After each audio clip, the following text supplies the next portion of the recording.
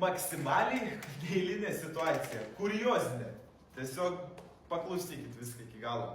Kaimynas iš kaimyno nusipirko automobilį. Po savaitės pastebėjo, kad dega antifrizo lemputė. Reikia dapilti aušinimo skysčio. Dapylė, po kelių dienų žiūri, kad baltais dūmais verčiasi mašina. Ir vėl dega antifrizo lemputė. Eina pas kaimyną, sako, tai pardavė man su defektu mašiną, ar kas, čia tau taip nėra buvę? Ne, sako, niekad nėra buvę jokių panašių dalykų. Žodžiu, varyk į servizą, pasižiūrėsi, kas ten yra. Nuvarė į servizą, ten, kur remontuoja visą gyvenimą. Taip įsireiškia pats tas automobilio pirkėjas. Nustatė, kad variklio gedimas yra.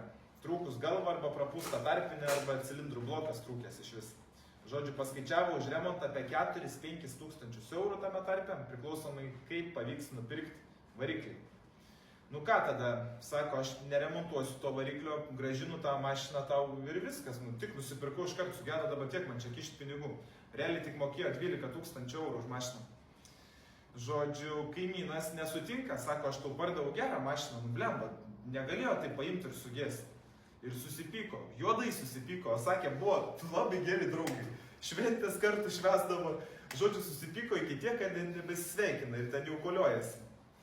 Tada mėnesis laiko ten prasitempė maždaug, sako, duodu į teismą viskas, man reikia defektinio akto, čia jau mums skambina. Ir išrašykit defektinį aktą, sakom, gerai, atvežkit pas mus į servizą, nustatysim, kas tai mašinai negerai. Padarysim tą defektinį aktą, visko būna.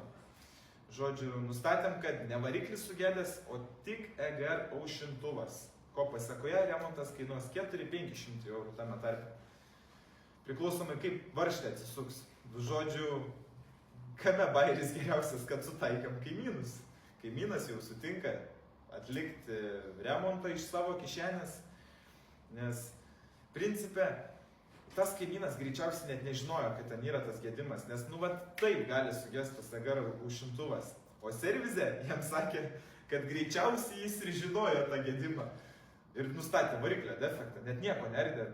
CO2 testą padarė, viskas, jau variklis iškart nurašytas. Nu, blemba, taip negalima daryti. Servis irgi klysta, nu, bet čia normalu, kas nedirba, tas neklysta. Žodžiu, nemalonė situacija papuolė kaimynai.